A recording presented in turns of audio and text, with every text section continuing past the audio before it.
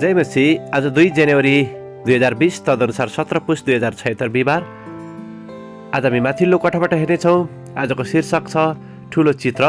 आज हामी परमेश्वरको वचन एफिसी 4 25 देखि 32 सम्म पाठ गर्नेछौँ। यसकारण झुट त्यागेर हरेकले आफ्नो आफ्नो छिमेकीसँग सत्य बोल, किनकि हामी एउटै शरीरमा एउटा अर्काका अङ्गहरू हौँ। क्रोध गर तर पाप नगर। काम अस्ताउन अघि नै तिमीहरूको रिस मरोस् र दियाबलसलाई मौका नदेऊ। चोर्नेले अब उसो नचोरोस्, बरु उसले परिश्रम गरोस्। उसले आफ्नो हातले इमान्दारी साथ परिश्रम गरोस् र खाँचोमा परेकालाई दिन सकोस्। तिमीहरूका मुखबाट कुवाक्य ननिस्कोस्, तर सबै सुहाउँदो र सुधार गर्ने मिठो वचन मात्र बोल्ने गर, जसबाट शून्यहरूलाई अनुग्रह मिलोस्। अनि परमेश्वरका पवित्र आत्मालाई दुखित नतुल्याओ, जसमा उद्धारको दिनको निम्ति तिमीहरू छाप लगाइएका छौ। सबै तितोपना, क्रोध र रिस, होहल्ला र निन्दा, सबै किसिमका डाहा समेत तिमीहरूले त्यागिदेऊ। जसरी परमेश्वरले ख्रिस्टमा तिमीहरूलाई क्षमा गर्नुभयो, त्यसरी नै एउटाले अर्कालाई क्षमा गरेर तिमीहरू एउटा अर्काप्रति कोमल मनका र दयालु हो। आमेन। जसरी परमेश्वरले ख्रिस्टमा तिमीहरूलाई क्षमा गर्नुभयो, त्यसरी नै एउटाले अर्कालाई क्षमा गरेर तिमीहरू एक अर्काप्रति कोमल मनका र दयालु हो। एफिसी 4:32। लेखक आफ्नो अनुभवलाई यसरी वर्णन गर्नुहुन्छ। म हुर्किरहेको अवस्थामा आफ्नो बुबासँग मेरो निकै चुनौतीपूर्ण सम्बन्ध रहेको थियो। यद्यपि उहाँले मलाई प्रेम गर्नुहुन्छ भनेर मलाई थाहा भए तापनि उहाँले आफ्नो वचनहरूद्वारा मेरो भावनालाई चोट पुर्याउने काम घरिघरि गर्नुहुन्थ्यो।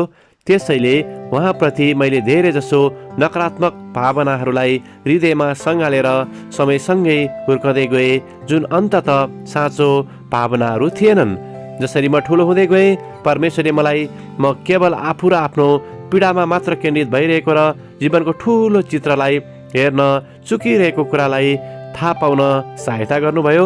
बिस्तारै मैले यो कुरा बुझेँ कि बुबाका ती तिता वचनहरू वास्तवमा मेरो व्यवहारको नतिजा अनुसार नभएर उहाँको आफ्नै बाल्यकालको आघात भएर टुटेको अवस्थाका प्रतिबिम्ब अनुरूप म माथि पोखिएका थिए।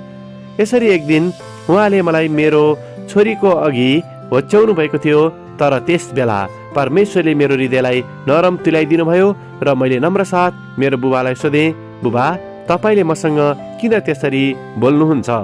त्यसपछि उहाँले जवाफ दिनुभयो, जब तिमीहरू मलाई भेटेर फर्किन खोज्दछौ तब मलाई रिस उठ्छ, तर पनि मैले त्यसको रिस तमाथि पोख्नै मिल्दैन।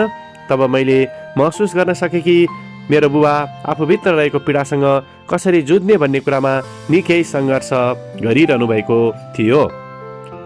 म विचार गर्ने गर्दछु कि कतिपय समयमा मैले पनि आफूभित्र रहेको भएर पीडाको कारणले आफ्नो रिस अरूमाथि र परमेश्वरमाथि पकाएको छु।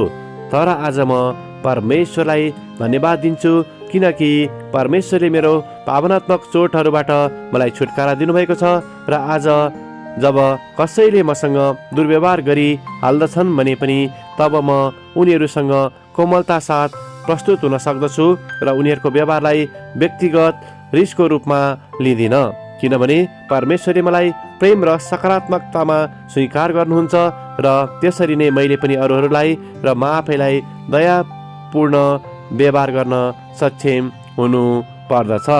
आमेन। आजको विचार, पीडामा रहेकाहरूमा आज म परमेश्वरको प्रेम दर्शाउने छु। प्रार्थना।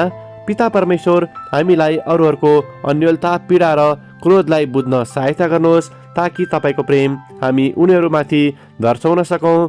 येशूको नाउँमा आमेन। आजको लेखक क्रिस्टिन लोए, अमेरिका।